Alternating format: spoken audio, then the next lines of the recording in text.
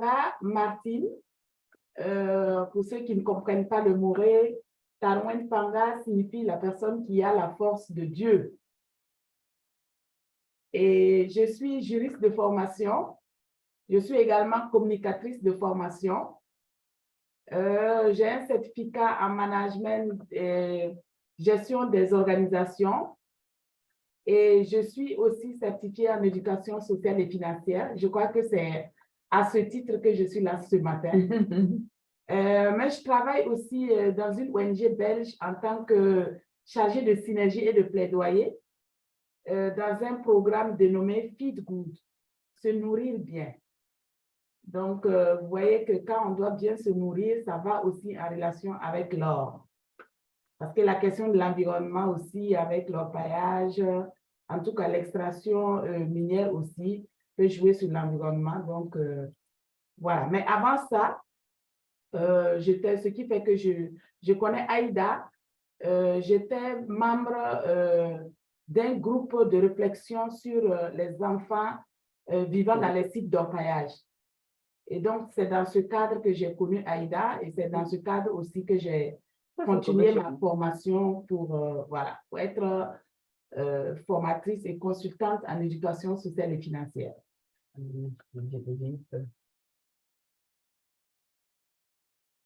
C'est bon? Merci. Catherine, tu t'es déjà présentée?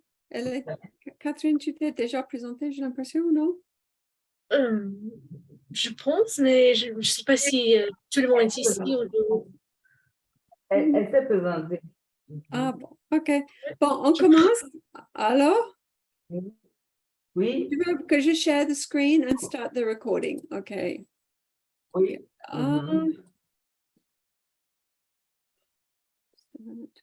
So I've already started the recording. Oh, thank you, Sonia. Good. There we go. Tina. Oui.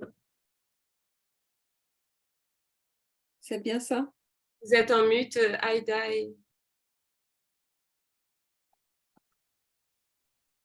Voilà. Donc, avant de commencer, je voudrais préciser que l'éducation financière est tellement vaste et énorme qu'en 1h30, on ne pourra pas présenter le tout. C'est généralement un module qui se présente en termes de formation au moins en 4 jours. Et donc, j'ai essayé de puiser à l'intérieur des éléments essentiels pour partager avec vous. Et je suis également convaincue que beaucoup d'entre vous connaissent très bien le contenu de l'éducation financière.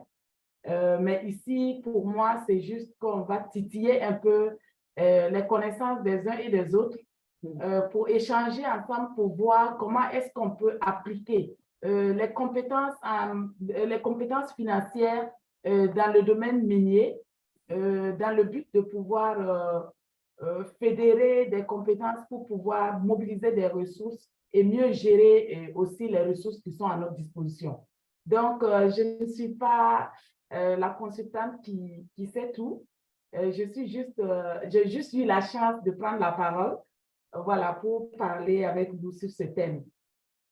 Alors, je voudrais encore rappeler que dans le principe de l'éducation financière, on met toujours en lien l'éducation sociale. Parce que l'éducation sociale, c'est ce volet qui parle de la vie immatérielle. Et c'est toujours important de parler d'éducation sociale et financière. C'est parce que ici, c'est juste une communication sur le volet financier qu'on n'a pas abordé le volet social. Mais quand il va s'agir d'une formation, c'est toujours bien de commencer par l'éducation sociale qui permet à l'individu d'avoir des aptitudes, des connaissances en matière de gestion de sa personnalité, en matière de relations sociales avec les autres et son lien qu'il peut avoir avec la nature. Donc, ça va permettre à cette personne qui développe des compétences qu'on ne peut pas toucher, des compétences immatérielles, de pouvoir interagir avec tout ce qui est ressources touchables comme voilà, l'or, comme l'environnement, comme l'argent, Et donc, c'est important que je rappelle ce volet. Maintenant, pour venir dans le volet éducation financière, il faut d'abord qu'on essaie de situer un peu le contexte de l'éducation, l'importance de l'éducation financière dans le domaine minier, en disant que l'or est une ressource tarissable, on le sait, mais l'or génère des ressources qui méritent en fait d'être bien gérées, parce que ce sont des ressources qui peuvent ne pas tarir si toutefois on a des compétences de bonne gestion. Voilà pourquoi l'éducation financière est une réponse pour pouvoir rendre ces ressources intarissables à travers la bonne gestion. Et donc, les acteurs miniers peuvent vraiment promouvoir cette approche et vraiment les intégrer dans leur quotidien afin de pouvoir transmettre ces compétences et ces connaissances à toutes les personnes qu'ils auront à leur charge en termes de formation, en termes d'appui conseil et en termes d'accompagnement pour un investissement quelconque. Et, en l'occurrence, par exemple, les femmes qui interviennent dans le secteur minier. Alors, donc, comme je disais, c'est vraiment une présentation générale de l'éducation financière en attendant qu'on ait plus un cadre beaucoup plus en présentiel pour pouvoir aborder tout le volet de l'éducation financière. Mais ici, j'aimerais pouvoir toucher votre sensibilité pour qu'on essaie de voir ensemble, après cette communication, qu'est-ce qu'on pourra faire ensemble pour pouvoir aborder de façon plus efficace la question de l'éducation financière. Alors, sans plus tarder, j'espère. Voilà. Est-ce qu'on va traduire pour Erika? Linda? Oui, j'ai mis le continue. Est-ce que c'est bon? Est-ce que tu veux qu'on traduise pour Erika, Aïda et Martine demandent? Oui, parce que comme elle est connectée et que apparemment ça l'intéresse, on peut peut-être lui faire des petits résumés, ainsi de suite, qu'elle puisse comprendre. Ok. On va avant, alors, comment traduire tarissable? Non renouvelable. Voilà, non renouvelable. So, Eureka, she's just talking about why she's going to talk to us about gold and the importance of finance, because gold is a non-renewable resource. Financial education is a response. Artisanal miners are actors who have who are able to manage their resources and have got the capacity to build up their capital and so on. This is an overview. It's of the financial inclusion. Yeah.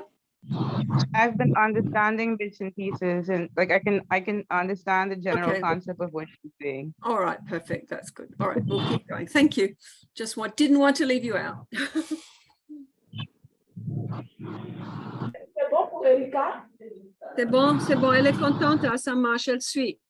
D'accord, il n'y a pas de souci. Alors, donc, comme contenu, j'ai préféré parler de l'éducation financière. Qu'est-ce que c'est? Son importance. Et nous allons venir à l'argent et le bien-être, l'argent, pouvoir et droit, la gestion des ressources, environnement, la gestion des ressources financières, apprendre à épargner et à dépenser, emprunter de l'argent, la budgétisation et la planification, et la création d'entreprises focus esprit d'entrepreneur. Donc, c'est cela que j'ai pu relever en me disant que avec ces éléments, on peut aller avec en attendant de savoir qu'est-ce qu'on peut faire de façon plus approfondie. Alors, je voudrais juste faire une petite introduction en disant que la mondialisation a beaucoup d'avantages, mais pour en bénéficier, il faut être éduqué et avoir des ressources nécessaires. Et ici, c'est pour dire aussi que la justice économique c'est le pouvoir de travailler pour gagner sa vie, c'est-à-dire être payé justement pour le travail effectué, et c'est aussi une manière de vivre dans la dignité. Voilà pourquoi c'est important d'outiller les gens pour qu'ils puissent savoir comment est-ce qu'on peut générer les ressources et gérer les ressources, d'où l'importance de l'éducation financière. Alors, qu'est-ce que c'est que l'éducation financière? On dit que c'est l'action qui consiste à faire acquérir des capacités pour une gestion rationnelle des ressources. Elle apprend aussi à être financièrement compétent et averti par rapport aux questions financières. L'éducation financière prédispose à une gestion responsable qui commande que l'on sache faire la différence entre besoins et désirs. Je vais juste faire un petit jeu ici. Je vais demander à Sonia, dis-moi, qu'est-ce que c'est que, donne-moi un de tes besoins et un de tes désirs. Je pense que mes besoins, c'est manger. C'est bonne nourriture, manger sainement et des fois manger sainement, ça coûte de l'argent. Donc. D'accord. Et comme désir, qu'est-ce que tu as comme désir? Comme désir, on va dire de faire une activité, un voyage, on va dire. Ouais. Oui. Donc, je travaille pour ce désir-là.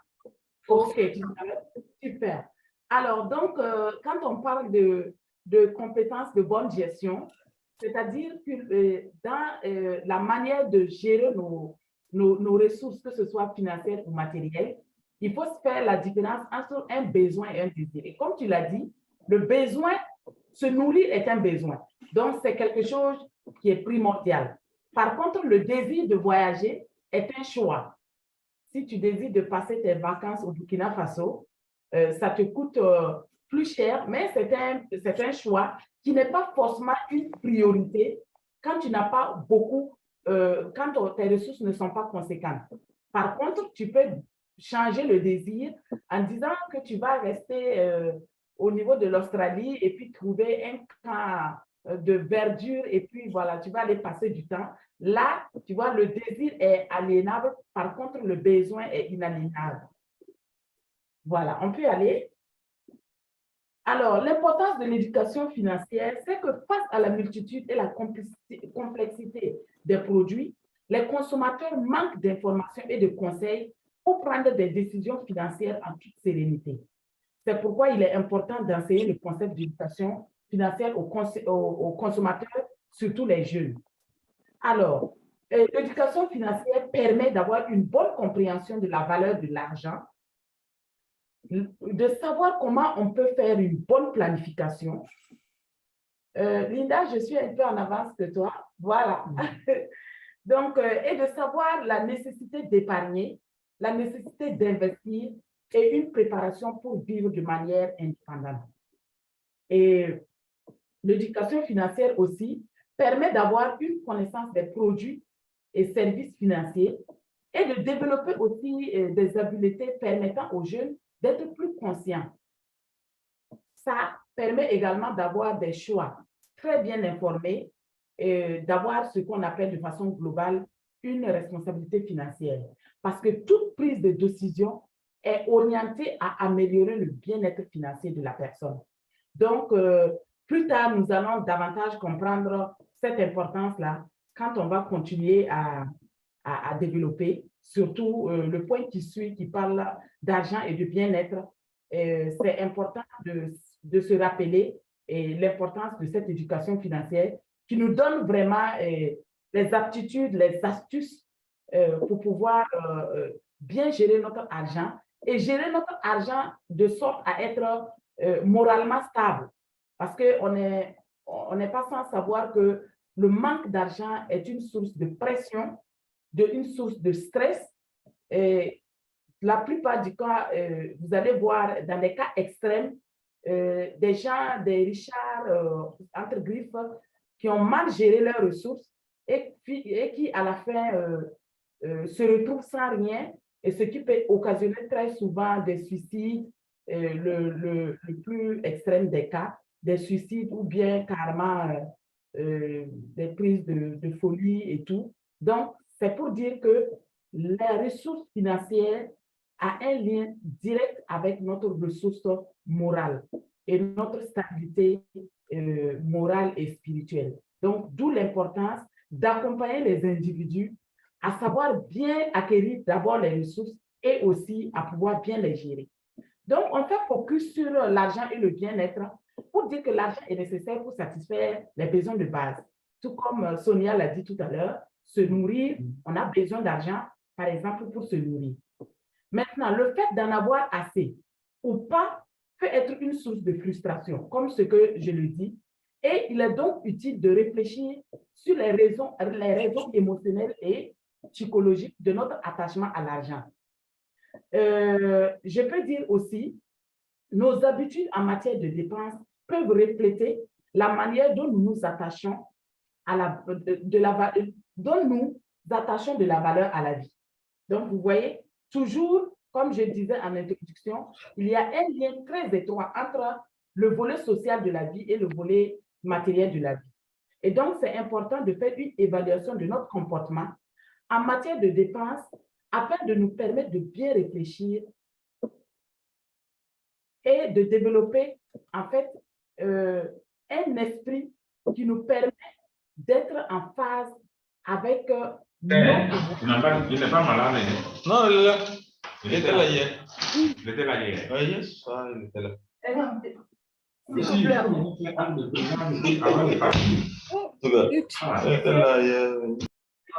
y a un micro ouvert. Il faut imiter le micro. Merci. Voilà. Donc, voilà un peu, on est où, Linda? On est à argent et bien-être. Oui. Dis-moi. Voilà. On a déjà vu ça, non? On a fait ça. On est là, j'ai l'impression. Non? On est à l'argent, argent et bien-être. Voilà, on est là. On a pris argent et bien-être. C'est bien ça, voilà. Argent, pouvoir et droit. Et droit. Alors, vous voyez, si c'était en termes de formation, on allait faire un jeu pour avoir, pour faire la relation qu'il y a entre l'argent, le pouvoir et le droit. Alors, si on prend par exemple un cas pratique, vous savez que quand par exemple on donne du pouvoir à quelqu'un, c'est-à-dire le pouvoir matériel à quelqu'un, on a l'habitude d'en abuser. Et quand on abuse, la personne qui a de l'argent, qui se sent avoir le pouvoir, se sent avoir le droit sur tout le monde.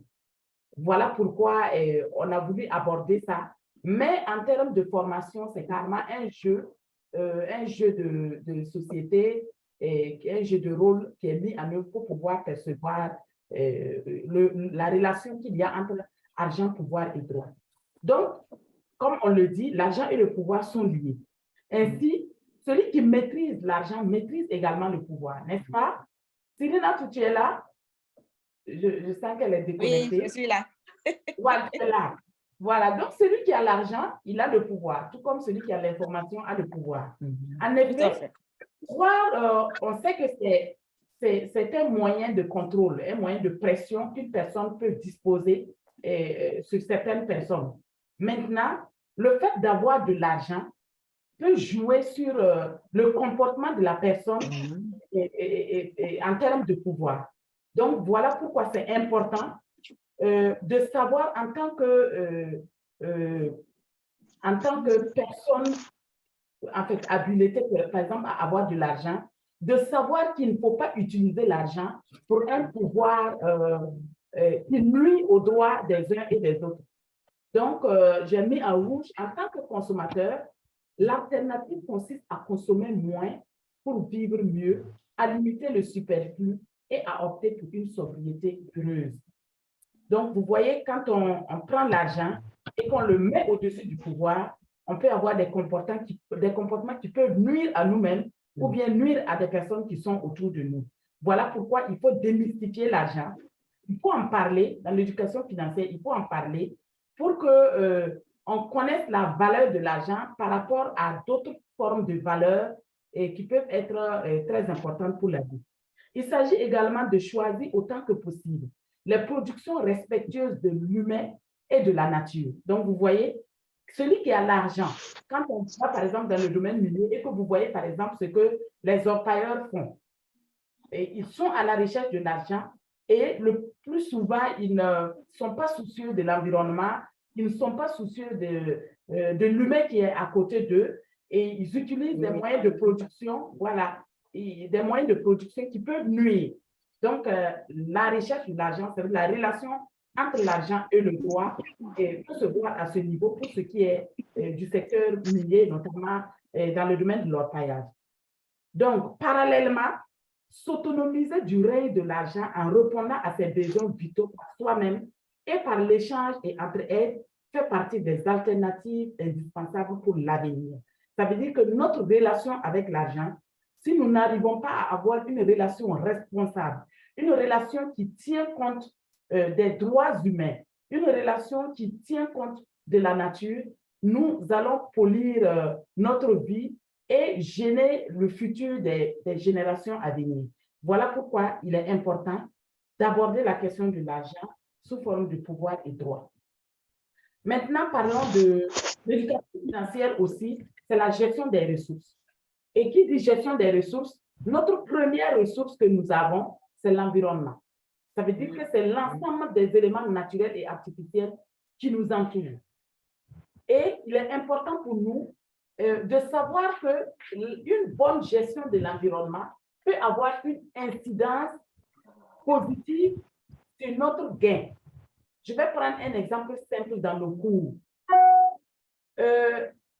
J'utilise des sachets plastiques dans ma cour, des eaux usées, je ne tiens pas compte de l'environnement. L'effet que ça va faire, c'est quoi? Ça rend mon environnement familial sale et cela va amener ma famille à être exposée à des maladies. Et qui dit maladie demande des soins. Qui dit soins, c'est des ressources financières qu'on va faire sortir pour se soigner. Donc, on peut être un entrepreneur aujourd'hui qui est très bien financièrement bien posé et un problème de gestion d'environnement, surtout environnement proche de lui, peut occasionner une faillite de son entreprise. Tout simplement parce qu'il y a des comportements irresponsables vis-à-vis de l'environnement qui occasionnent des dépenses vis-à-vis de la santé. Et qui dit dépenses sur la santé, ce qu'on a pu épargner pour davantage investir, pour davantage agrandir notre entreprise, se retrouve dans des dépenses de soins pour la famille. Voilà pourquoi il est important de préserver l'environnement. Donc, l'importance de la gestion de l'environnement, c'est qu'un environnement sain, je viens parce que j'étais un peu en retard par là. Alors, un environnement sain est un droit universel de l'homme. Ça, on l'a codifié au niveau de la Déclaration universelle de l'homme. Car sans un environnement sain, diversifié et équilibré, de nombreuses espèces n'existeraient pas. L'homme est celui qui cause le plus d'impact sur l'environnement, d'où sa responsabilité.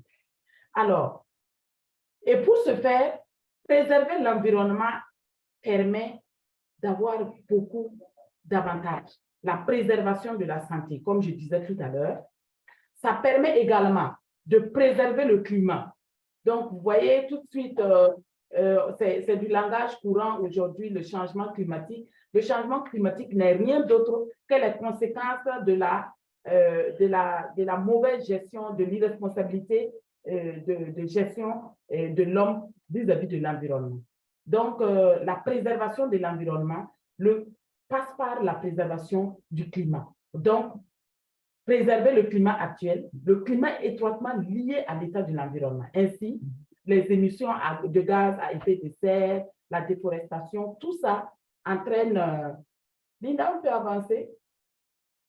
Tout ça entraîne vraiment une mauvaise conséquence au niveau de l'environnement. Et ça joue énormément sur notre pouvoir de ressources, de conserver nos ressources. Alors, nous allons maintenant parler de comment est-ce qu'on peut protéger l'environnement. Juste quelques astuces. Je rappelle encore que si c'était lors d'une formation, ça allait être beaucoup plus pratique, mais je ne suis pas très, très à l'aise quand il s'agit de communication parce que j'ai en tête beaucoup de choses que je n'arrive pas à faire sortir. Alors, quelles sont les méthodes simples que nous pouvons avoir pour préserver notre environnement? C'est la création de stations d'épuration. Et je crois que vous qui êtes dans le domaine minier, c'est à vous de m'apprendre même beaucoup de choses à ce niveau. Je vois que sur le plan de l'exploitation industrielle, ce sont, par exemple, la création des stations d'épurement. Je crois que c'est des choses qui sont promues au niveau de l'exploitation industrielle. Par contre, quand on regarde au niveau de l'exploitation artisanale, ce n'est vraiment pas le cas. Et c'est important pour nous, quand on est en contact avec les femmes ou bien les jeunes, ou bien toute personne qui fait de l'exploitation artisanale de l'or, qu'ils sachent qu'il y a une répercussion entre ce qu'ils font à l'environnement et ce qui va leur arriver dans leur famille ou bien dans leur vie propre. Donc, la création de stations d'épurement peut être une réponse ou bien une méthode de protection de l'environnement. Il y a aussi le recyclage des déchets. On voit aujourd'hui, par exemple, les déchets plastiques. On a des femmes aujourd'hui qui sont très fortes et qui arrivent à utiliser les sachets plastiques pour faire des sacs, pour faire des pavés, pour faire du matériel de, comment on appelle, compendium métrique, ce que les élèves utilisent et les enseignants utilisent comme équerre, règles et compas. Voilà, on voit des femmes, par exemple, au Burkina Faso. Je connais une structure qui fait le recyclage des sachets plastiques. Tout ça, c'est une réponse et c'est un moyen de protection de l'environnement. On a aussi la création de réserves naturelles. Je peux dire que dans tous les pays, ça se fait, mais ce n'est pas assez. C'est pas assez. L'urbanisation prend plus place à la nature que la préservation des forêts classées. Et donc, tout ça, ça peut être, c'est des compétences qu'il faut réveiller. Et sur le volet création de réserves naturelles, ça, c'est carrément des actions de plaidoyer parce que ça relève carrément des politiques publiques et c'est des questions de plaidoyer pour pouvoir contraindre nos États ou les interpeller à préserver de cette manière nos ressources naturelles. On a aussi l'adoption de comportements éco-citoyens et je peux simplement prendre l'exemple on peut aujourd'hui utiliser plus l'énergie solaire que l'énergie thermique. Ça, c'est un moyen, par exemple, d'utiliser convenablement l'environnement. On a aussi des gestes simples qu'on peut avoir. Je vous donne un exemple simple. Je sais que la plupart d'entre nous, quand nous rentrons dans les douches pour nous brosser les dents, on ouvre le robinet, on met la pâte, on ouvre le robinet, ça coule et puis voilà. Et on ne va jamais pouvoir calculer la quantité d'eau qui coule lorsqu'on ouvre le robinet. Le geste simple serait de prendre un verre, de prélever l'eau et de se brosser avec la quantité d'eau contenue dans le verre. Voilà, ça c'est par exemple un geste simple. Et vous savez très bien que tant que le compteur de l'eau tourne, c'est de l'argent qui sort. Le compteur de l'eau qui tourne, c'est notre argent qui sort. Donc, ce que nous avons prévu pour investir, ce que nous avons prévu pour épargner et tout, ça peut être remis dans les dépenses tout simplement parce que nous n'avons pas bien géré. On a aussi, comme astuce aussi, quand vous quittez vos maisons, ayez l'astuce ou bien ayez la mobilité et le geste simple d'éteindre vos ampoules, de laisser la lumière solaire pénétrer, comme ce qu'on est actuellement chez Aïda. Donc, et ça permet en fait d'économiser parce que le compteur d'électricité qui tourne, c'est notre argent, c'est les centimes d'euros qui tombent, c'est les CFA qui tombent et ça va avoir une incidence sur comment on appelle, nos gains, sur nos ressources, nos revenus. Voilà, donc ça c'est un exemple de geste simple. Il y a encore un geste simple, par exemple quand je prends l'habit que je porte, si je m'assois n'importe où avec cet habit, je m'adosse à n'importe quel arbre, à n'importe quel mur, je vais me le salir plus vite que d'habitude et je vais utiliser du savon pour le laver et de l'énergie aussi pour le laver si j'utilise par exemple des machines. Et à ce niveau, c'est mon argent qui va sortir. Le savon doit être payé et ça va être payé par mes revenus et ça ne sera pas un truc bien calculé si j'ai un comportement irresponsable vis-à-vis de ma tenue. Donc ça, c'est, voilà, c'était des exemples de bonne gestion. Est-ce qu'on peut faire une petite pause pour voir si Erika, on peut avoir quelques éléments pour Erika? Je pense que Erika a quitté le forum. Ok, d'accord. Mais est-ce que jusqu'à présent, ça va? Est-ce qu'on se... Martine, est-ce que c'est le bon diapo? Parce que je Oui, me oui, suis c'est le bon. perdu un peu là-dedans. C'est bien ça? C'est bien ça. En fait, j'étais Ok, au niveau merci. J'étais un peu perdue. Ok, voilà, pas de problème. Donc, j'ai juste pris des exemples, voilà, comme ça, de la vie quotidienne pour partager. On y va? Linda. Linda?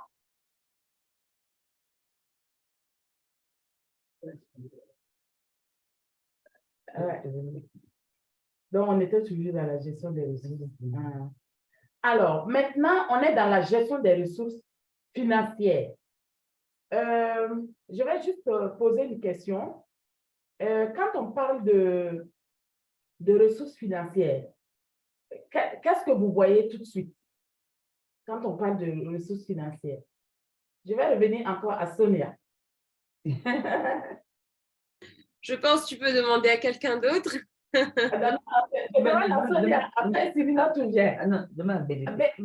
Guinée. Bienvenue. Sayon, tu nous entends? Oui, bonjour tout le monde. Bonjour, bienvenue. Oui. Merci. Oui. Alors, on était déjà un peu avancé. On a abordé, voilà, la question de... Bon, de toute façon, vous allez avoir la présentation. Maintenant, on est dans la gestion des ressources et je parlais de ressources financières. Je voulais juste que vous me disiez, quand on parle de ressources financières, vous voyez quoi? Qu'est-ce que vous voyez? Un élément qui entre en ligne avec une ressource financière.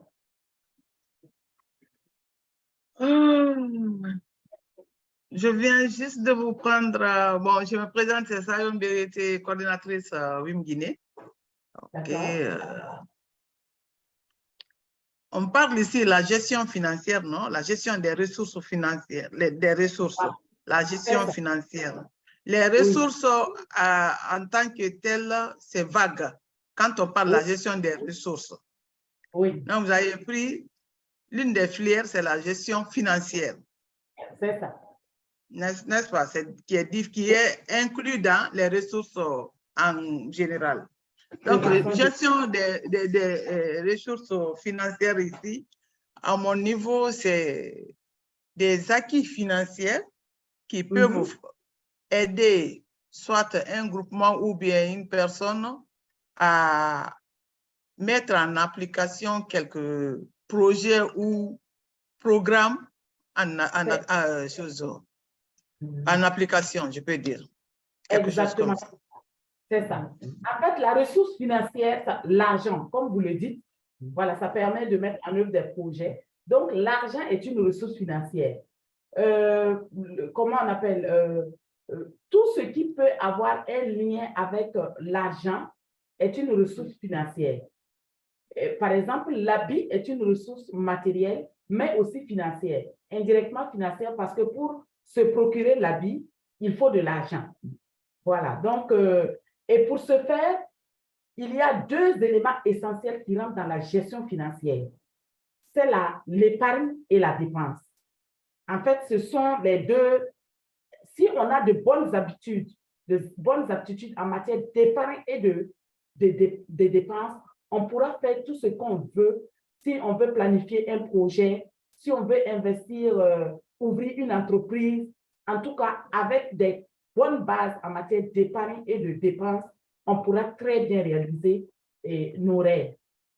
Alors, donc, nous allons aller par étapes. On va parler aujourd'hui, par exemple, de l'épargne, qui n'est rien d'autre qu'une manière de manager quelque chose, employer quelque chose avec réserve pour ne pas gaspiller.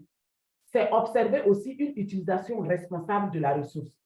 Je prends l'exemple, j'ai parlé tout de suite que si je m'assois n'importe où avec ma tenue, je ne fais pas de l'épargne parce que je vais utiliser mes ressources financières, c'est-à-dire l'argent, pour acheter du savon et me laver maintenu que j'ai sali plus vite que prévu. Donc, ça fait que si j'avais fait une planification de 500 francs de dépenses journaliers et que j'ai un comportement qui n'épargne pas, par exemple, ma tenue, ça va m'amener à avoir une dépense de 600 francs journaliers. Donc, vous voyez comment l'épargne a une incidence sur la question des finances. Et parlons même de la santé. La manière dont je consomme, je reviens dans le contexte burkinabé. Je ne sais pas si Linda et Sonia connaissent très bien le porc au four. Alors, c'est de la viande de porc mis au four et c'est très gras et c'est vraiment pas bien. En consommation très élevée, c'est vraiment pas bien pour la santé. Et ça amène de l'hypertension, ça amène... Et donc, vous voyez, voici un comportement qui n'est pas épargnant. Donc, ici au Burkina, à 10 heures, si vous partez dans les petits coins de petits maquis, de bistrot, vous allez voir des gens qui sont en train de manger du porc au four, de boire de l'alcool et tout. Donc, ça n'épargne pas leur santé et ça va forcément plus tard avoir une incidence sur leur vie. S'il s'agit d'un jeune qui avait prévu dans sa planification que dans 6 mois, il va ouvrir sa petite boutique, ce comportement irresponsable peut l'amener dans 3 mois à avoir des maladies cardiovasculaires et l'argent qu'il aura épargné pour son entreprise, il va prendre ça pour utiliser pour se soigner. Donc, voici un exemple d'épargne. Alors, donc, l'importance de l'épargne. On peut aller... Oui, bonjour. Comment ça va? Voilà, c'est bon. Alors, donc, l'épargne permet d'accumuler des biens précieux, de s'exercer à la planification et à la gestion des ressources. Il est encouragé pour la gestion non seulement de l'argent, mais aussi des ressources matérielles et non matérielles. Donc, quand je parle de ressources non matérielles ici, c'est la santé. Ce n'est pas quelque chose de visible, de touchable, mais un problème lié à cette ressource immatérielle-là peut avoir une incidence sur notre ressource financière.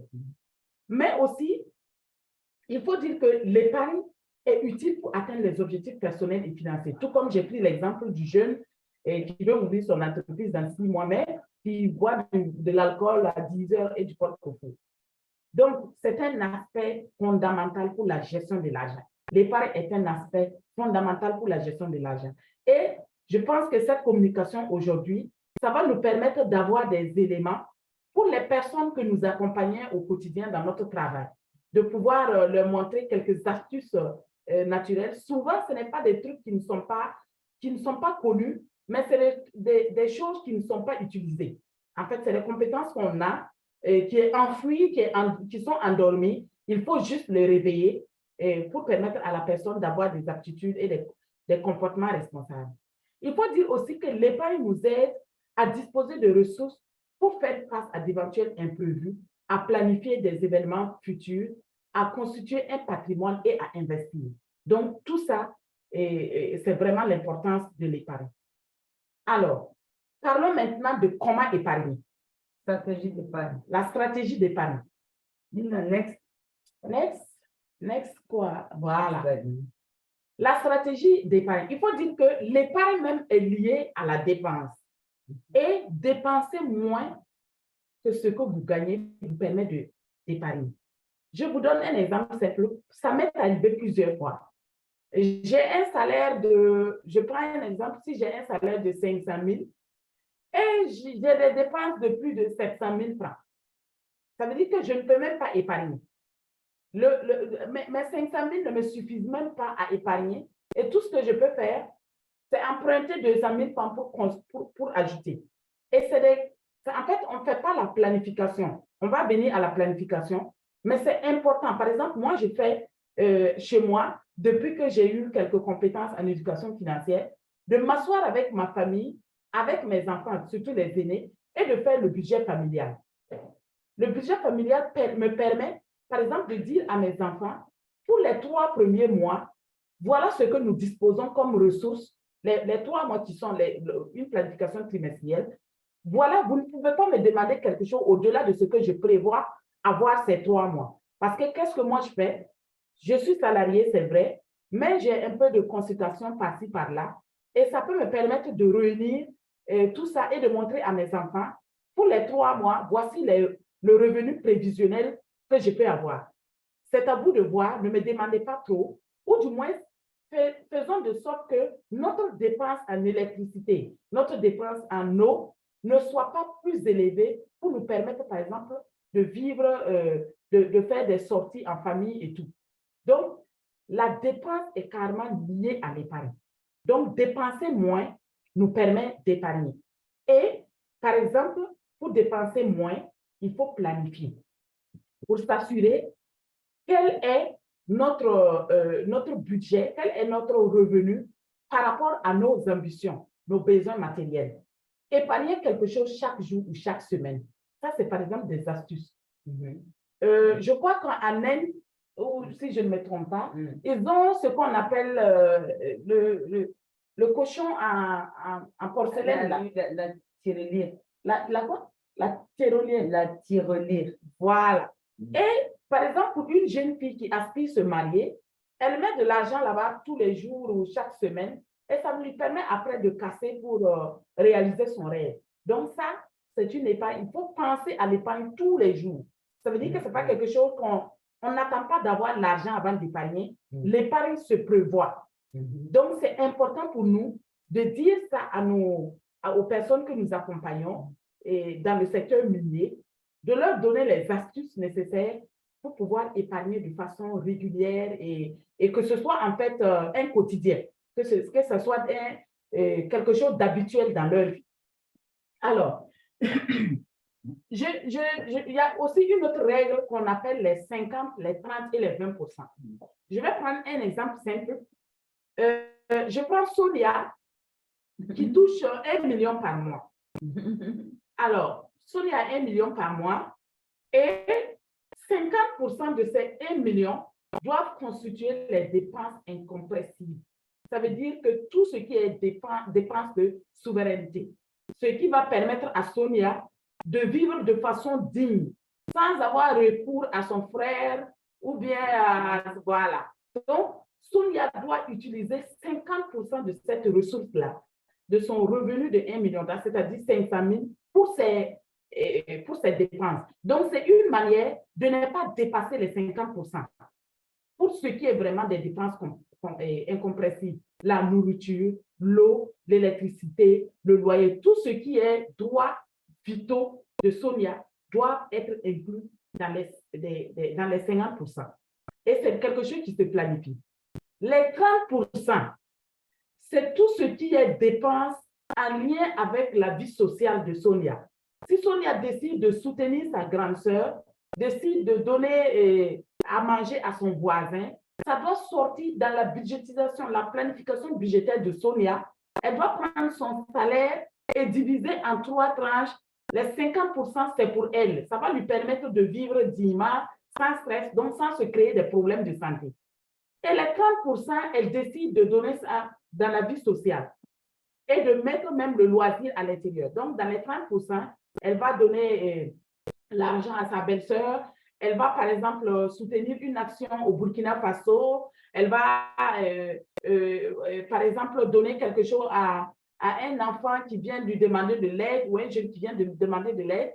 Elle va aller au glacier avec ses enfants dans les 30%. Elle va offrir une jolie montre à son amoureux. Et voilà, tout ça, ça doit être dans les 30%. Et les 20%, c'est uniquement pour l'épargne. C'est très important. Et pour pouvoir faire cette règle de 50, 30 et 20%, il faut savoir comment planifier la dépense. Pour ne pas que notre dépense quitte nos dépenses incompressibles soient au-delà de 50%. Si vous regardez, souvent on va en extrême. Je prends l'exemple de nous les femmes là. On n'a jamais d'habits à porter. Pourtant, nos placards sont bourrés. Tout simplement parce que notre besoin est lié à notre émotion. Je veux sortir, j'ai une soirée, au lieu d'aller fouiller dans mon placard, faire sortir la robe que je n'ai pas portée il y a 3 ans, je vais dire, s'il te plaît, Martine, tu peux m'accompagner au magasin, il faut que je me trouve quelque chose. Non, ce n'est pas une bonne dépense parce que l'habit est là, on ne l'a pas cherché. ça veut dire qu'on n'a pas eu le réflexe de comportement responsable vis-à-vis de nos besoins. On est allé dans le désir et pas dans le besoin. Alors, il faut aussi épargner malin. Donc, ça aussi, c'est une stratégie. Et épargner malin, c'est suffit que nous prenons conscience que chaque bien mal utilisé provoque une dépense imprévue.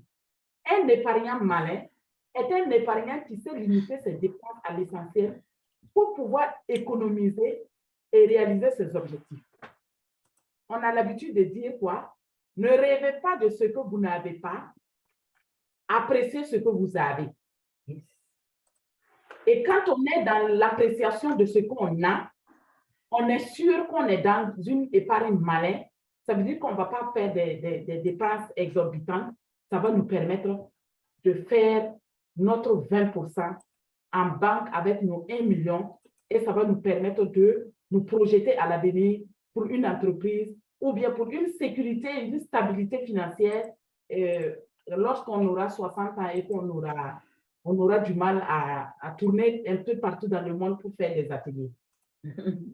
Alors, je continue ou bien on peut s'arrêter ici pour une question ou bien... Linda, ça va? Linda?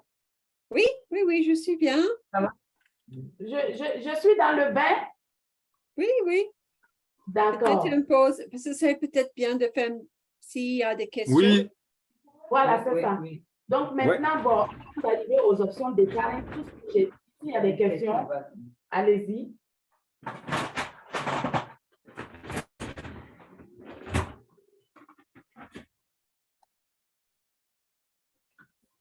Allez-y. Oui, je vous écoute s'il y a des questions. Bérété, il y a des questions? Non. Il y a un monsieur qui voulait parler.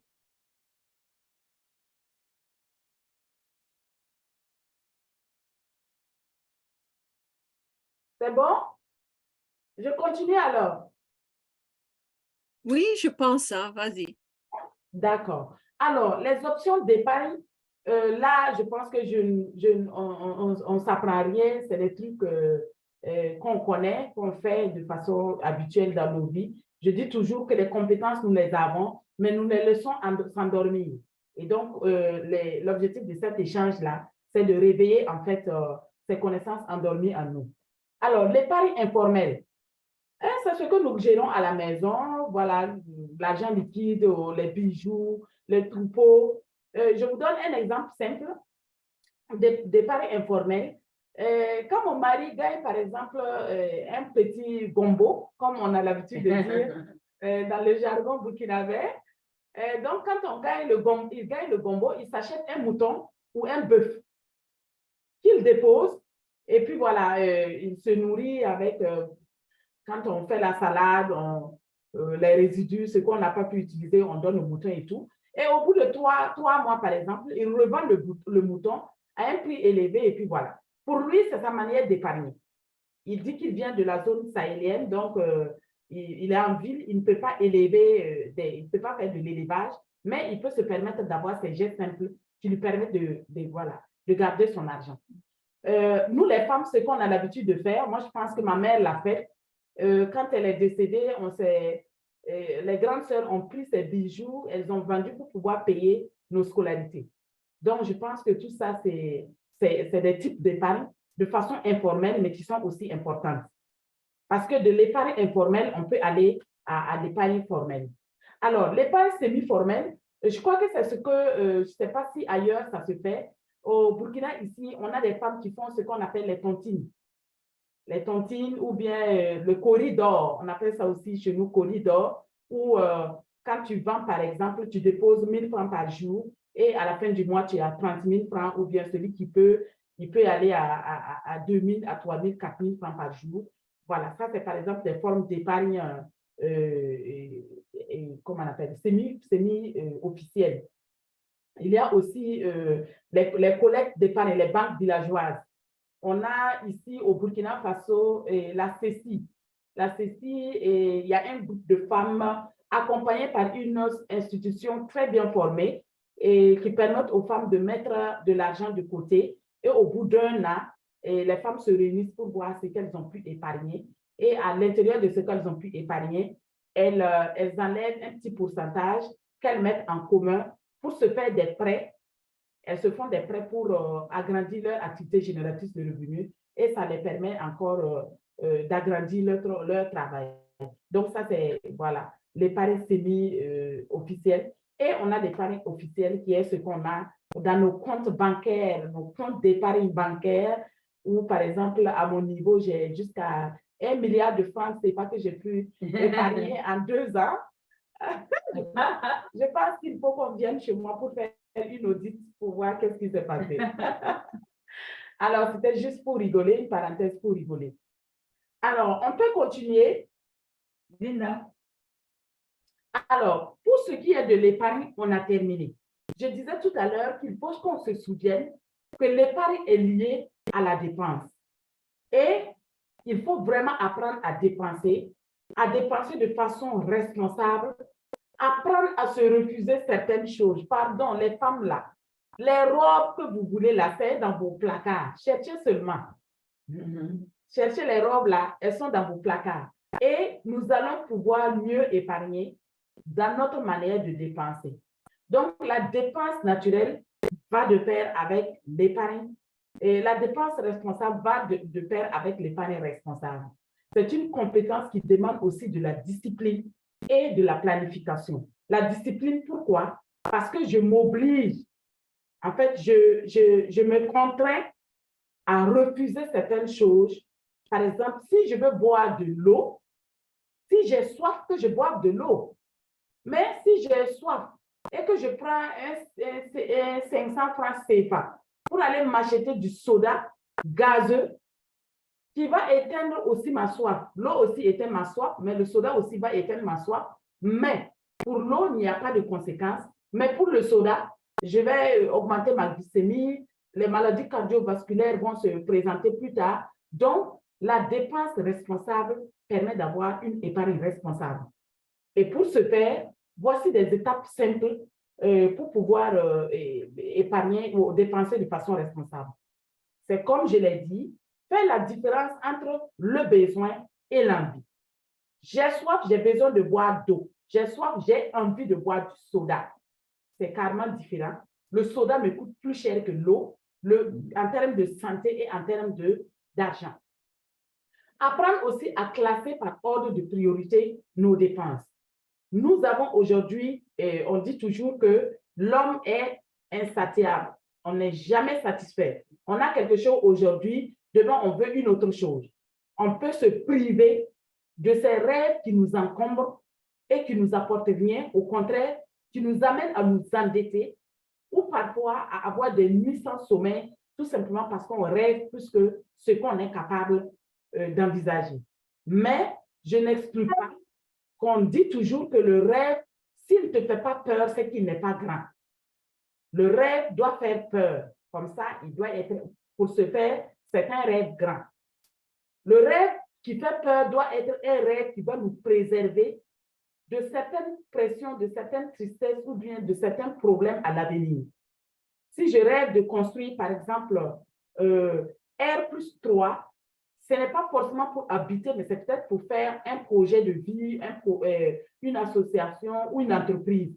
Là, je rêve grand, mais utile.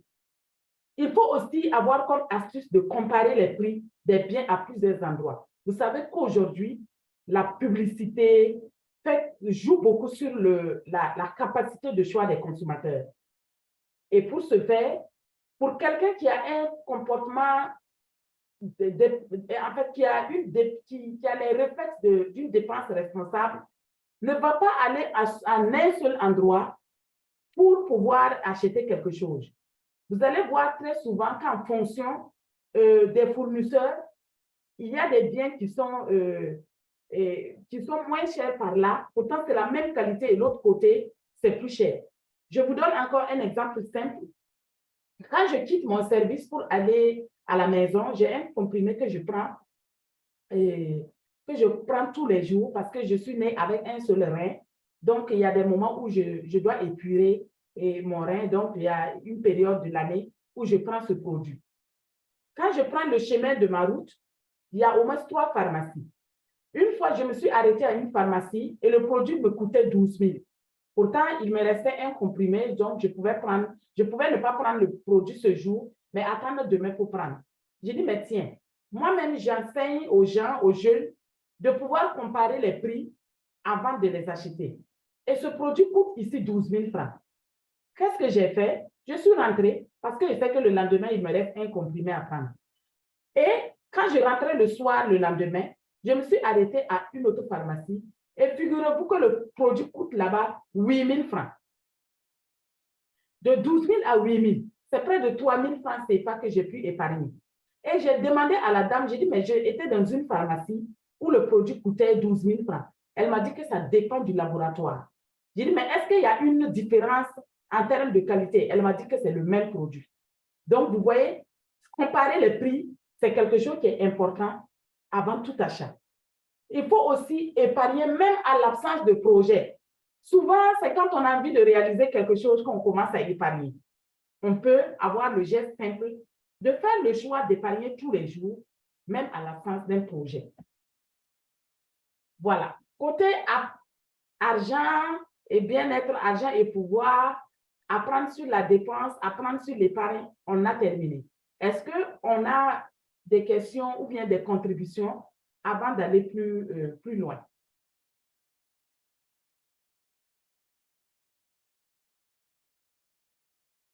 De continuer toujours. Monsieur Yves Bertrand. Oui, bonjour. Bonjour, vous allez bien? Oui, ça va très bien, merci. D'accord, vous nous avez pris en cours. Vous êtes d'où? Non, non. Ah, vous étiez là? Oui, je suis arrivé un peu en retard. C'est vrai, non, c'est tout à fait vrai. Je suis arrivé un peu en retard. J'étais pris dans les trafics de voitures. Okay. Oui, j'écoute avec attention ce que vous dites. Je suis là. Merci beaucoup. Vous avez quelques questions? Vous avez besoin qu'on reprenne quelque chose ou bien? Non, je trouve ça très bien. Quand vous aurez fini, j'aurai peut-être des choses à ajouter pour ce qui concerne la mine artisanale elle-même, quoi, mais je vous laisse finir. Super. Voilà. D'accord. OK. Alors, qui dit toujours gestion financière, on a l'épargne et la dépense qui sont étroitement liées dans la gestion financière, mais on a aussi ce qu'on appelle la planification et la budgétisation qui nous permet d'avoir des compétences de bonne gestion en matière d'épargne et en matière de dépenses. Et nous allons parler aujourd'hui du budget et de la planification. Nous tous, nous le savons, on le fait, voilà, comme je disais, il y a les compétences, il suffit juste de les titiller et de les réveiller parce qu'ils sont endormis. Et vous savez très bien qu'aujourd'hui, le budget est un outil précieux qui permet de prioriser les dépenses et à bien gérer les ressources financières. Moi, je vous ai donné tout à l'heure l'exemple du budget familial. Et ce qu'on ne sait pas, c'est qu'on le fait sur le plan professionnel. Au travail, on planifie, on fait des budgets, mais dans notre vie même à la maison, là, on ne fait pas de budget. Pourtant, comment on appelle, se familiariser à l'exercice du budget commence d'abord par la maison. Et puis, on le fait avec nos enfants. Vous voyez un peu la nouvelle génération qui va naître, qui va grandir auprès de nous, qui est consciente en matière de gestion des ressources, qui sait par exemple que si je demande un bien à mon père, il faut que je sache qu'il est capable de me l'offrir ou pas. Donc ça, en budgétisant à la maison, vous allez régler beaucoup de problèmes de famille, des frustrations des enfants, ou bien la femme qui pense que le monsieur, il gagne plus, mais il ne veut pas donner, ou bien la femme qui cache son bulletin de salaire, qui ne veut pas que monsieur sache, parce qu'elle veut toujours, voilà.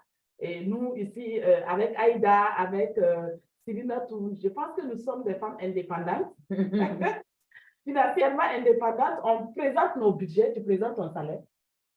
Oui. Voilà, on présente nos salaires sans problème. Et c'est très intéressant d'avoir ces compétences-là, ces habitudes du quotidien, de partager quand on dit, ce n'est pas tout le revenu, hein, il faut quand même qu'on ait un petit secret, voilà, pas tout le revenu, et que les enfants, nos enfants sachent que voilà ce que maman est capable ou papa est capable de me donner, que la famille voilà, ne soit pas en discorde à cause de ça. Donc, la budgétisation, le budget est un outil très, très, très efficace pour ça. Alors, comment on peut budgétiser? Comment on peut faire une planification budgétaire? À ce niveau, je pense toujours que je ne vous apprends rien. Je pense qu'ici, il suffit je le répète toujours, c'est de réveiller vos compétences endormies. Alors, les étapes d'une bonne budgétisation, c'est quoi? C'est passer en revue ses buts financiers. On a dit tout à l'heure qu'il ne faut pas attendre un projet pour pouvoir commencer à épargner. Donc, il faut avoir des buts financiers. Qu'est-ce que je cherche à atteindre dans combien de temps? Ça nous permet de voir comment et à quel moment, par quels moyens nous pouvons commencer à épargner. Il faut identifier et classer les sources de revenus. On a souvent l'impression que c'est le salaire qui est seulement notre source de revenus. Et on oublie, par exemple, les autres sources de revenus. Même un petit don qu'on te donne est une source de revenus. Même une petite activité que tu fais au cours de la journée, qui te rapporte quelque chose, est une source de revenus. Même quand tu mets des unités et puis on te donne un bonus là, le bonus aussi est une source de revenus parce que ça te permet de ne plus mettre de l'argent pour appeler, par exemple. Et je prends encore un exemple, appeler de réseau à réseau, même réseau, ça nous permet, par exemple, comment on appelle, de dépenser moins. Donc, il faut classifier nos sources de revenus. Si je suis Linda, je travaille, j'ai 2 millions, 3 millions par mois et je suis, comment on appelle, je suis consultante dans le domaine minier, je fais mes voyages. Linda a beaucoup de sources de revenus, donc facilement, elle peut faire la catégorisation des sources de revenus et décider, par exemple, que pour épargner, il me faut mettre tout ça ensemble et faire la règle des 50, 30 et 20%. Alors, il faut faire aussi la liste de toutes les dépenses et du montant nécessaire pour chacune. C'est un exercice très intéressant. Je le fais souvent et je pense que si on a ce réflexe aussi, c'est intéressant. C'est juste un tableau de 2 colonnes. Quand on le fait, on écrit la dépense, par exemple, si on établit pour une semaine ou bien pour 2 semaines, on met le montant. Ça nous permet à chaque fois qu'on pense à notre revenu de savoir, ah, voilà un besoin prioritaire qu'on doit, satisfaire. Et ce qui est intéressant dans ça, c'est que ça vous aide à quitter le stress, ça vous aide à ne pas vous stresser. Et quand on n'est pas très bien organisé dans la tête, très bien organisé au niveau de notre budget, ça peut avoir un impact aussi sur notre stabilité émotionnelle. Alors, s'assurer aussi que les dépenses ne dépassent pas les revenus. C'est ce que je disais. Décider de combien épargner. Donc, n'oubliez pas les 20%. Et passer en revue ce qui est nécessaire et faire des ajustements. Je peux prévoir un certain montant cette semaine. Par rapport à chaque dépense, j'ai affecté un montant. En tout temps, je me rends compte que mes ambitions étaient grandes ou trop petites. Je reviens et j'ajuste mon tableau de planification familiale. Alors, pour établir un budget, voilà quelques conseils budgétaires que l'éducation sociale et que l'éducation financière offre voilà, à toutes les personnes qui aimeraient bien avoir ces réflexes budgétaires ou ces réflexes financiers. Ne pas oublier. Oui, voilà. Les conseils. Sonia, on peut avancer. Linda plutôt. J'ai Sonia dans ma bouche. Linda, next. Voilà, les conseils budgétaires. Ne pas oublier ces objectifs. Écrivez-les. Placez-les dans un endroit où vous pouvez voir souvent et facilement. Moi, je le fais, je l'approche souvent, soit à l'armoire où j'ouvre beaucoup plus pour, par exemple, prendre une assiette ou bien un gobelet pour boire l'eau. Là, je suis sûre que je bois. Ou bien carrément au chevet du lit. Voilà. Je m'excuse. Ou bien au chevet du lit. C'est très important. Et ça nous permet de retourner, de partir toujours regarder ce qu'on a. Et je crois qu'à ce niveau, j'ai envie de partager quelque chose un peu avec vous. Je ne sais pas si vous vous êtes d'accord avec moi que ce qu'on a visualisé, le plus ça se réalise. Tous les projets qu'on écrit, qu'on dépose, qu'on relit tout le temps, on arrive à les réaliser à un bout de temps. À un moment donné, on se rend compte que ce qu'on a visualisé, ce qu'on a écrit, le rêve écrit, le projet écrit là, on arrive à le réaliser. Tout simplement parce qu'on l'incorpore dans notre conscience et dans notre subconscient. Et la vie s'organise de sorte à ce que nous puissions réaliser ce rêve. Donc, si nous avons des buts financiers et que nous les avons dressés et qu'à chaque fois nous faisons une visualisation parce que la chose existe de façon pratique, de façon touchable, ça va nous permettre de nous organiser, même de façon inconsciente, à atteindre ces objectifs et ces buts financiers. Donc, c'est une astuce très intéressante. Il faut aussi être réaliste. Comme je dis, reliez vos dépenses à vos valeurs. Ça veut dire que, surtout avec les jeunes, avec les femmes, avec les enfants, c'est important de tenir compte de sa valeur avant de faire une dépense. Je prends un cas, par exemple, au Burkina Faso, si porter, comment on appelle, une perruque qui traîne jusqu'au genou n'est pas une valeur sociale promue au Burkina, il ne faut pas aller prendre 150 000 ou 1 million pour t'acheter cette perruque-là parce que ça ne va pas vraiment aller en lien avec tes valeurs. Donc, il faut vraiment être réaliste. Allez au plus simple. Si votre budget est trop complexe, il sera plus difficile à suivre. Utilisez un système qui est simple et facile à gérer. Comme je l'ai dit, on fait un petit tableau, on classe nos besoins, on essaie de mettre les budgets, on met les sources de revenus. Moi, par exemple, je l'ai fait une fois. Et si mon ordinateur était connecté, j'allais brancher ça, vous allez voir. J'ai listé tout ce que nous pensons avoir durant l'année 2022 et tout ce que nous désirons réaliser durant l'année 2022. Et je me suis rendu compte qu'on aura un manque d'au moins 3 ou 4 millions. Qu'est-ce que j'ai fait? J'ai dit au cas où j'ai une ressource imprévue, un revenu imprévu, je vais loger ça dedans. Donc, actuellement, je sais par exemple que ce que je gagne doit me permettre de réaliser ça parce que je l'ai planifié. Tenir un registre. Le registre, c'est tout à fait une émanation, un autre volet du budget qui nous permet de choisir le meilleur moyen d'effectuer le suivi de nos dépenses. Donc, ça permet de cocher à chaque étape. Est-ce que ça, j'ai pu le réaliser, non réaliser ou partiellement réaliser, en expliquant par exemple le problème. Ce qu'on fait, on le fait dans nos projets, mais dans nos vies au quotidien, à la maison, notre vie familiale, notre vie personnelle, nous pouvons le faire et c'est important. Ce qu'il faut aussi retenir, c'est qu'il faut qu'on soit organisé. Une personne qui est très mal organisée aura du mal à faire un budget et à dépenser de façon responsable. Il faut aussi, comme conseil budgétaire, utiliser les services de vos banques. Ça veut dire que épargner en banque, c'est vrai qu'on a parlé de l'épargne informelle et semi-informelle, mais aussi on peut utiliser les banques. Il faut aussi inclure dans votre budget le remboursement des dettes. On ne peut pas dire qu'on est sans dette. Même une promesse est une dette. Si je promets par exemple de donner 15 000 francs à ma soeur, c'est une dette pour moi. Il faut que dans ma budgétisation, je me rappelle de cette dette-là.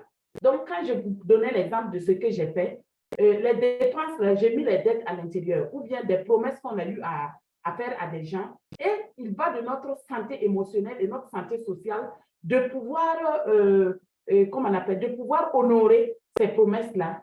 Ça va nous permettre de vivre bien et d'éviter des maladies cardiovasculaires liées au stress, aux pensées nocturnes et tout. Il faut planifier le changement. Donc, nos dépenses aussi changent. Donc, comme on le dit, toute chose égale par ailleurs. Aujourd'hui, on pensait que ça, c'était nécessaire pour nous. Demain, ce n'est pas nécessaire. On peut également changer. Céline, elle a... Non, OK.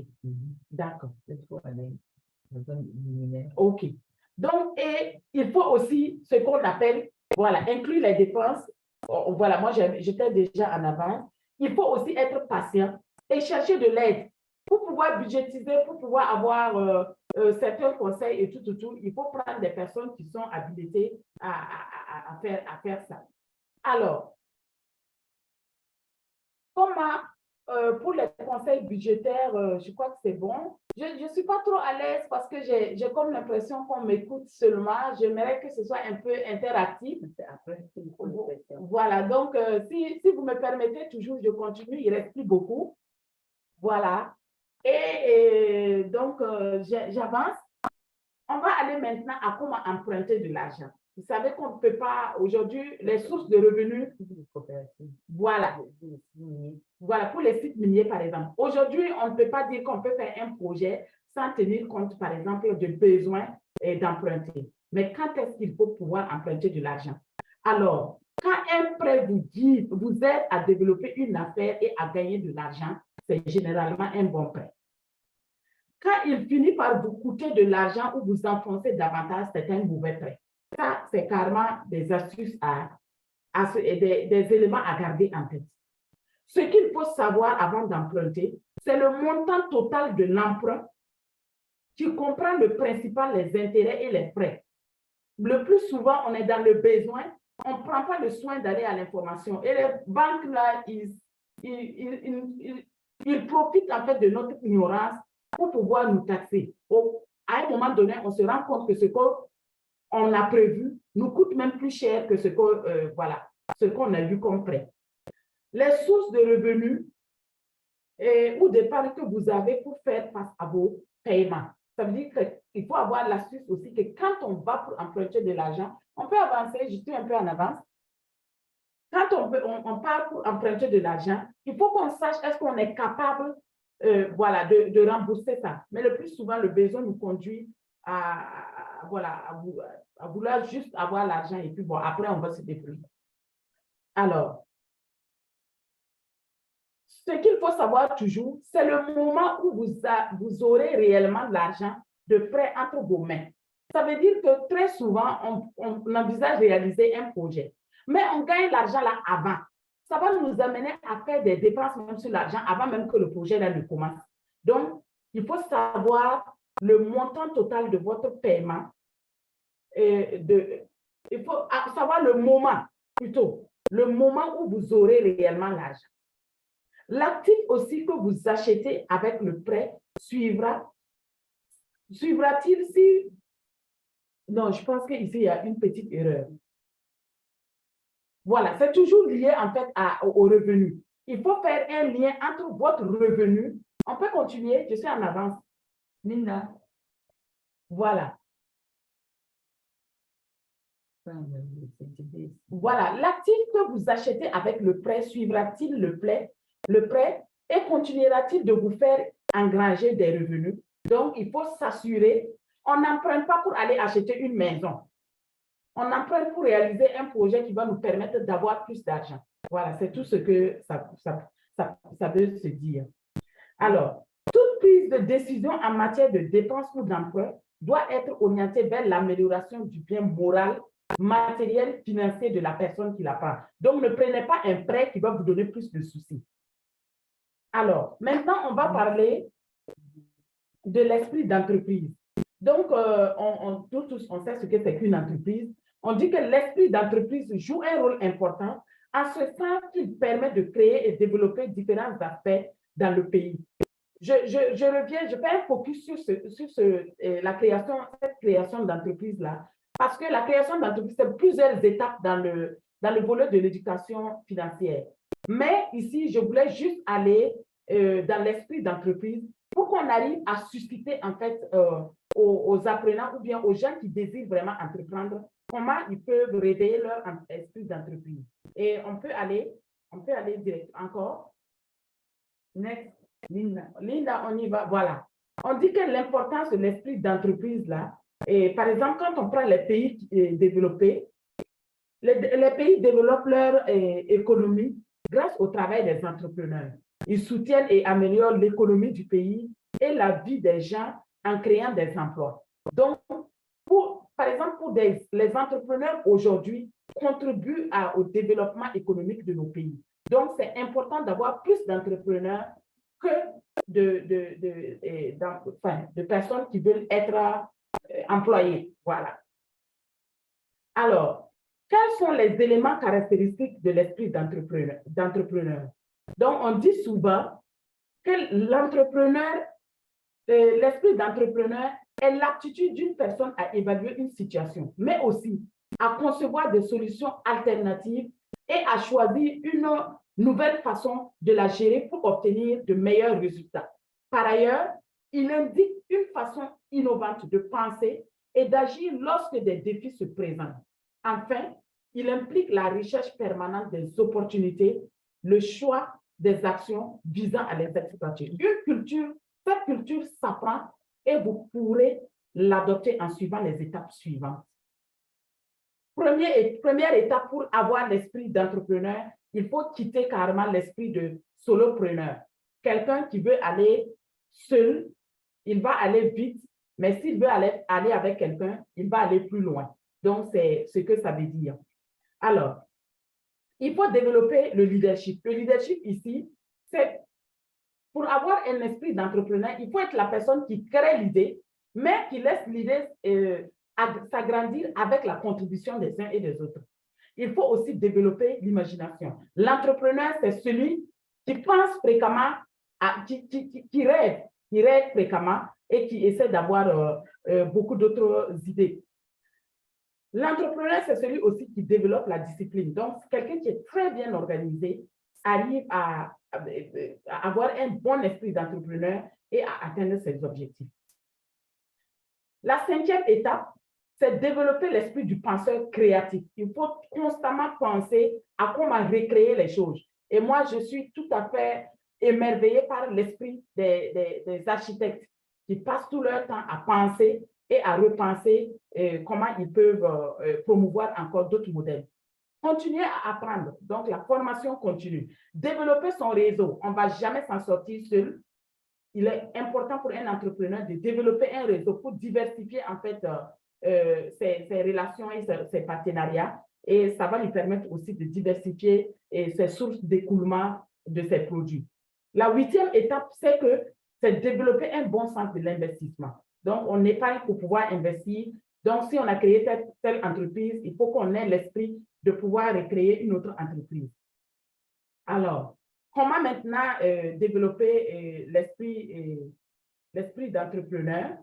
Je pense qu'on l'a abordé avec les différentes étapes. Voilà, on va pas revenir. C'était juste des commentaires sur ce qu'on a fait des différentes étapes. Voilà. Et donc, ce que je peux faire, c'est qu'on est à la fin et j'ai envie de vous partager cette pensée qui dit que ce que tu gardes, la terre te le prend, mais ce que tu donnes, le ciel te le rend. Donc ici, aujourd'hui pour moi, c'était un plaisir de vous partager ce que j'ai au fond de moi, en espérant que l'univers va conspirer à me rendre, à me permettre d'avoir d'autres expériences avec vous. Mais si j'avais décidé de le garder, le jour où je meurs, je rentre dans ma tombe avec et c'est du perdu. Pourtant, si je partage, c'est des choses, c'est des connaissances qui vont rester avec vous et avec les enfants et avec les jeunes et les femmes que vous allez accompagner. Je voudrais aussi terminer en disant qu'il est important de trouver un équilibre entre l'aspect matériel de la vie et l'aspect immatériel de la vie. C'est un moyen aussi pour vous dire que je suis disposée pour une prochaine fois concernant l'éducation sociale qui va nous permettre de mieux affiner et de bien gérer notre vie sur le plan matériel. Je vous remercie et je m'excuse d'avoir été long. Il n'y a pas de souci. Merci beaucoup pour ta brillante présentation. Merci beaucoup. Je vois qu'il y a Galaxy. Je ne sais pas c'est qui a levé la main. C'est Béatrice. C'est Béa. Béa, ça va? Ça va bien chez vous? Oui, ça va. Bonjour tout le monde. Oui, j'ai vraiment écouté avec attention et une passion très énorme cette formation. Et à quelque part, ça m'interpelle parce que la grande sœur Aïda voit Béa, elle connaît Béa. C'est les gens qui aiment, on aime la belle vie de foi, donc freiner sur certaines dépenses, souvent c'est difficile. Faire violence sur soi, c'est difficile. Est-ce qu'il y a une stratégie pour amener quelqu'un à pouvoir faire violence sur elle afin de pouvoir réduire réellement ses dépenses? C'est vrai, on fait le planning, mais le planning n'est pas souvent respecté. Donc, ça fait que ça devient contradictoire à toi-même ton objectif que tu t'es fixé. C'est vrai que moi, je n'arrive pas à faire ce tableau Excel où il faut mettre le planning et puis mettre le planning des dépenses par rapport à ce que je gagne. Parce que moi, tout se fait dans ma tête, c'est automatique. Et à chaque fois que j'écris, je rate. Mais quand je n'écris pas, j'arrive à serrer souvent la ceinture. Est-ce qu'il y a une stratégie pour récupérer des gens comme Béa là? Parce que moi, je suis lion de caractère. Donc, comme mon horoscope, c'est une lionne, quand elle commence, c'est vraiment, elle ne sait pas s'arrêter, quoi. Comment faire pour faire violence sur soi-même? Parce que j'ai essayé en temps avec les formations sur la gestion financière de créer des enveloppes. Ça m'a réussi pendant un bout de temps, mais je n'ai pas continué parce que j'avais créé des enveloppes et par exemple, la cuisine, la santé, patati patata, et chaque mois, je mettais dedans. Et je me rappelle que sous Covid, à ma grande surprise, j'avais des enveloppes où je n'avais même pas touché à de l'argent. Donc, j'ai pu avoir beaucoup d'économies. Mais qu'est-ce que j'ai fait de cette économie? Pour moi, c'est de l'argent facile posé. Au lieu de prendre, mettre en épargne, je l'ai dépensé parce que, bof, je n'étais pas programmé pour autre chose. Donc, je demande à madame la formatrice de m'aider. Merci. Alors, je pense que c'est une très bonne question. Et je pense que, en fait, ça nous arrive à tous. Hein, ça nous arrive à tous. Maintenant, moi, ce que j'ai envie de savoir, est-ce que ça vous permet d'être extra dans vos dépenses ou bien vous êtes dans la logique de vos revenus? Est-ce que cette manière de faire a une influence négative sur vos revenus? Oui, souvent parce que quand on déborde de fois, tu rentres la nuit, tu calcules, tu as déjà exécuté la dépense et tu te poses la question, mais pourquoi j'ai fait cette bêtise alors que je ne devrais pas le faire? Alors, à l'instant T, oui. Vous étiez là quand je parlais de la règle des 50, 30 et 20%? Oui. D'accord. Par exemple, c'est un exercice intéressant. Si vous arrivez à classifier vos sources de revenus, le salaire avec tout ce que vous gagnez en extra. C'est-à-dire, ce n'est même pas le plan des besoins, ce n'est pas le plan des dépenses, le plan même de vos revenus. Mensuellement, qu'est-ce que vous gagnez de façon régulière, c'est-à-dire le salaire, ou bien, voilà, peut-être un contrat de prestation qui est régulier, et qu'est-ce que vous gagnez de façon occasionnelle? Si vous arrivez à faire ce point et à vous l'intérioriser à chaque instant, ça va vous amener à faire la règle des 50, des 30 et des 20%. Et en fait, il suffit simplement de faire violence sur soi, de mettre ça dans le quotidien, dans la réflexion quotidienne et de se le priver. Il n'y a pas de bâton magique pour dire non, c'est comme ça, mais il faut l'intérioriser et pouvoir le faire. Donc, est-ce que ça gêne vraiment ça a une incidence sur vos revenus?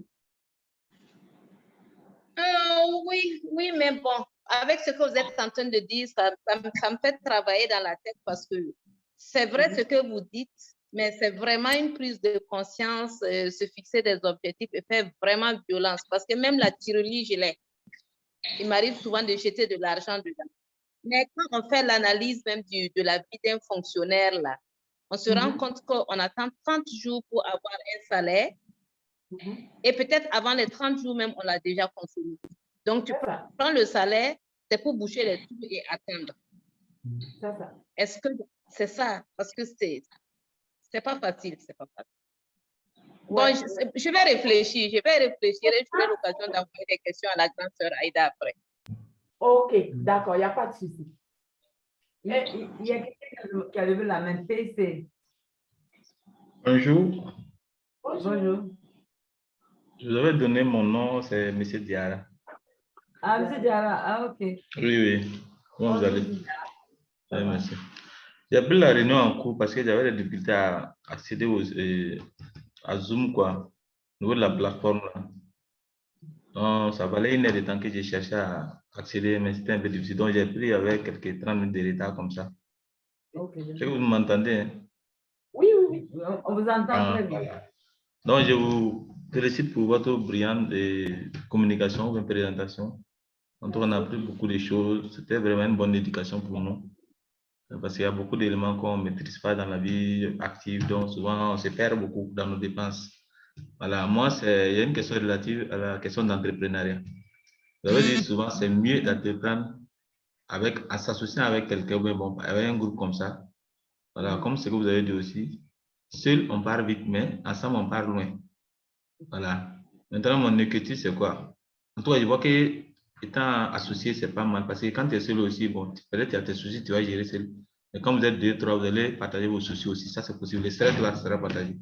Mais ce qu'il arrive souvent, que si, par exemple, si vous êtes à deux ou à trois, par exemple, celui qui est un peu initiateur du projet, il a un peu de finance, il a un peu, financièrement, lui, il a un peu ça par rapport à vous.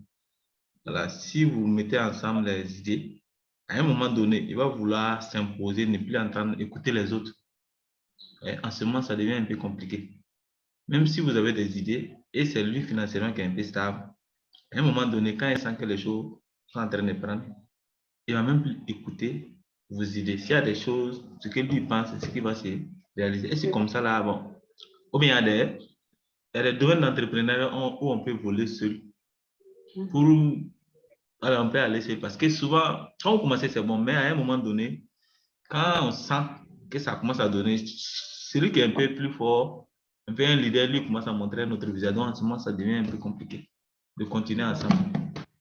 Alors, comment est-ce qu'il y a des stratégies pour aller? Parce que souvent, pour aller, alors, tu sais que le projet est bon, on peut s'associer, mais avancer, même, ça devient encore compliqué. À cause de souvent, il y a des gens qui préfèrent s'asseoir. Souvent, malheureusement, regardez quoi ça, c'est dans l'entrepreneuriat. Est-ce qu'il y a des stratégies pour aller ensemble que vous pouvez donner? Merci beaucoup. Très bonne question. Moi, ce que je dirais, c'est que entreprendre est comme, vous savez très bien, c'est un long processus. Et avant d'entreprendre, depuis que je suis dans le domaine de l'éducation sociale et financière, moi, je lis toujours les deux éléments ensemble. Je me sens aujourd'hui mal à l'aise de parler uniquement que d'éducation financière parce que le volet social nous permet, par exemple, d'avoir des comportements en fonction de chaque élément de l'éducation financière. Quand on prend, par exemple, le volet entreprendre, pour répondre à votre question, les compétences qu'on peut acquérir lorsqu'on a des aptitudes sociales, par exemple en matière de négociation, en matière de travail d'équipe et en matière de gestion de soi, ça nous permet de savoir de façon naturelle dans la vie avec qui on peut collaborer, avec qui on peut travailler. Quelle est l'influence des gens sur nous? Donc, ça te permet en même temps de savoir quand tu vas vouloir entreprendre, quel type de personne voudrais-tu collaborer avec. Maintenant, il y a deux esprits. On peut avoir un projet en solo. Un projet en solo, par exemple, quand je vais entreprendre, par exemple, dans la soudure. Le projet, il est à moi. Je suis en solo. Mais aller ensemble signifie que je dois collaborer avec les gens qui vont travailler avec moi. Je ne peux pas être dans la soudure et être celle qui choisit les fers, celle qui fait. Il faut trouver des personnes qui vont travailler avec nous. Et ton employé peut être ton collaborateur. Et là, à ce moment, tu fais une ouverture en tant qu'entrepreneur principal de permettre à d'autres sangs frais, à d'autres esprits frais de pouvoir apporter quelque chose à ton entreprise. Parce qu'au début, ça va bien aller, mais à un moment donné, tu seras bloqué et tu vas avoir besoin des avis des uns et des autres. Ça peut ne pas être une entreprise où on est deux actionnaires, 50-50 ou quelque chose, mais même quand on entreprend seul, il faut aller en collaboration d'équipe, travail d'équipe avec les gens qui travaillent avec nous. Ça, c'est peut-être un petit élément de réponse, mais je serai prête de partager avec vous l'aspect de compétences sociales qu'un individu peut avoir pour pouvoir savoir avec qui je peux aller sur tel ou tel projet. Mais le temps est tellement petit pour aborder ce volet. Ça peut aller, monsieur. Il y a un petit autre là qui a levé la main. Vous avez dit le temps est court. Le temps est court. Sinon, moi, on avait un cas, on a fait l'université ensemble. Jusqu'à quand on a fini. Voilà, on a fini les études. On voulait entreprendre depuis même quand on tendait vers la fin. Quand on a fini, il y a un qui a été un peu stable. Donc, on a commencé l'entrepreneuriat ensemble. Et après, nous aussi, on a eu quelque chose de gauche à droite. Mais quand les choses ont commencé à avancer, ça a commencé à devenir bizarre. Ça veut dire qu'on se connaissait depuis l'université, première année, deuxième année, jusqu'à après la quatrième année. Quand l'année dans la vie active, on veut entreprendre. Il y a un qui était un peu plus fort financièrement. On a mis le projet ensemble, on continue ensemble. À un moment donné, bon, ça est devenu bizarre. Voilà. Donc, vous voyez, cette personne a fait aujourd'hui la relation entre l'argent et le pouvoir. C'est quelqu'un qui n'a pas pu faire, voilà, une bonne relation entre l'argent et le pouvoir, et ça a joué sur votre entreprise que vous avez pu faire en commun. Merci beaucoup. Bon, avec le temps, on va. Autre, c'est qui?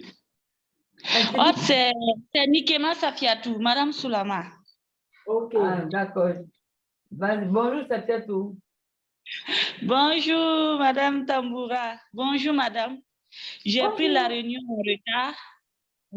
Et je sens que j'ai raté beaucoup de très bonnes choses. Oui,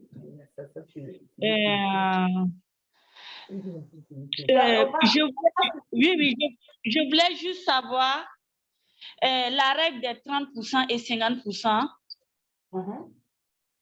S'il vous plaît, est-ce que vous pouvez réexpliquer succinctement?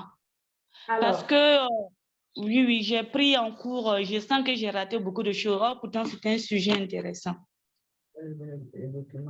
Voilà, on va vous donner le document, mais je vous explique brièvement, voilà, pour vous permettre de rattraper ce que vous avez perdu.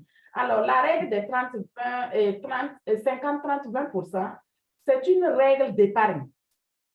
OK. Une règle qui vous permet d'être stable dans la gestion de vos ressources. Donc, si par exemple, vous avez un revenu mensuel de 500 000, et le revenu, c'est y compris le salaire et tout ce que vous gagnez de gauche et à droite. Vous pouvez décider pour avoir le réflexe d'épargner, d'appliquer la règle des 50%. Les 50%, c'est tout ce qui est besoin incompressible. Votre loyer, votre électricité, en tout cas, tout ce qui est besoin vital. OK. Et les 30% de ce revenu-là, de votre salaire-là, ça va être, par exemple, les besoins de souveraineté, non, pas les besoins de souveraineté, les besoins d'entraide sociale et les plaisirs. Ça veut dire que si vous voulez amener votre enfant au glacier, c'est dans le budget des 30%. Si vous voulez donner de l'argent à votre frère, c'est dans le budget des 30%. Mais vous devez faire de sorte à ce que les 20% ne quittent pas votre banque. Vous pouvez même aller en banque, voilà, prendre un engagement de couper chaque fois 20% de votre salaire, voilà, pour épargner. OK, OK. Vous pouvez faire uniquement sur le salaire, mais si vous voulez faire sur le revenu global, il faut faire la liste de vos entrées d'argent et appliquer la règle. OK. Ah, merci bien, madame. Merci beaucoup. Yves Bertrand.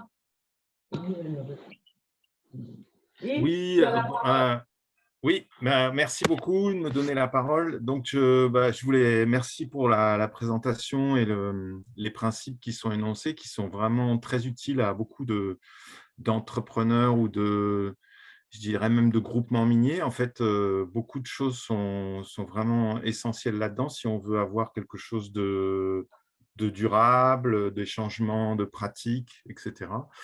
Et je voudrais ajouter un thème sur lequel on essaye de beaucoup travailler aussi quand on fait des projets d'appui aux mineurs, c'est qu'on essaye de travailler aussi sur les meilleures, disons, les méthodes de gestion et d'entretien du matériel. Et ça, c'est super important. Ça fait partie aussi des valeurs, des actifs dont vous parliez. Et on voit énormément de mineurs qui dépensent énormément d'argent, tout simplement parce que leurs machines sont mal entretenues, les motopompes ne sont pas vidangées, la manière de s'en servir n'est pas la bonne, et ils ne savent pas réparer des petites pièces. Du coup, ils jettent la motopompe et ils en rachètent une autre. Voilà, donc on a mis en place plusieurs fois, et moi j'insiste vraiment très souvent là-dessus, sur des cahiers d'entretien, des cahiers de suivi, des petites fiches, des petites listes de choses à vérifier toutes les semaines. Et rien que ça fait économiser énormément d'argent, quoi. Voilà, je voulais ajouter ça. C'est tout. Et sinon, bah, super. Merci beaucoup. Merci, merci. C'est une très bonne contribution. Et Yves, je sais que le niveau de la présentation était assez élevé, mais lorsque, par exemple, on va aller sur le terrain, il faudrait que peut-être on baisse un peu le niveau pour que plusieurs coopératives ou groupements ou associations puissent s'approprier de ce concept d'éducation financière, parce qu'on a vu dès le départ, au moment où il y avait la rue vers l'eau, où on voyait des gens avec des 4x4 mais qui dormaient dans les huttes, ou alors quelqu'un qui a gagné des milliards pendant des années et puis après qui se retrouve à la rue. Voilà, c'est qu'il n'y a plus rien. C'est-à-dire que du jour au lendemain, il n'y a plus rien. Alors donc, je pense qu'il faudrait peut-être qu'en plus de l'entretien et de la maintenance du matériel qu'ils acquièrent à des coûts assez élevés, peut-être qu'il faudrait aussi qu'on leur parle de... Parce que moi, je leur disais tout le temps, mais vous avez... ou bien un employeur peut venir comme ça du site et il achète 3 voitures. Je me demande pourquoi il achète 3 voitures. Il me dit non, parce qu'il a de l'argent. Là, c'était dans les années 1987-2000. Il vient à Ouaga, il a plein d'argent, mais il achète 3 voitures chez 3 concessionnaires. Et quand on va sur le site, on trouve qu'il n'a même pas même une maison avec des briques. Ça, c'est le désir. Voilà. Le désir. Voilà. Donc, tout ça, je me dis, est-ce qu'on ne va pas essayer d'aller à un niveau un peu pour leur expliquer, afin que ce qu'ils ont chèrement acquis, durement acquis, que ce soit pérenne, je pense que c'est aussi un moyen pour eux de ne pas se balader de site en site. Qu'est-ce que tu en penses, Yves? Oui, c'est super important de sensibiliser là-dessus, mais aussi de donner les outils pour que ça puisse se faire de manière plus facile. Voilà, parce qu'effectivement, si on pose que des concepts un peu compliqués ou que les gens ne savent pas prendre en main les choses, il faut leur donner des outils concrets, quoi. Donc nous, on a fait plusieurs fois des tests, des essais, par exemple, pour faire des systèmes de tontine ou d'épargne interne. Dans les groupements, ça marche très, très bien.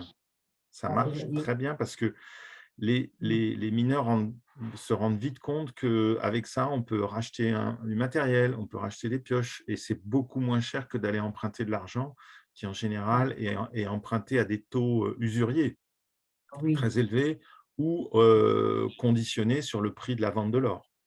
Donc là, c'est encore plus compliqué. Voilà.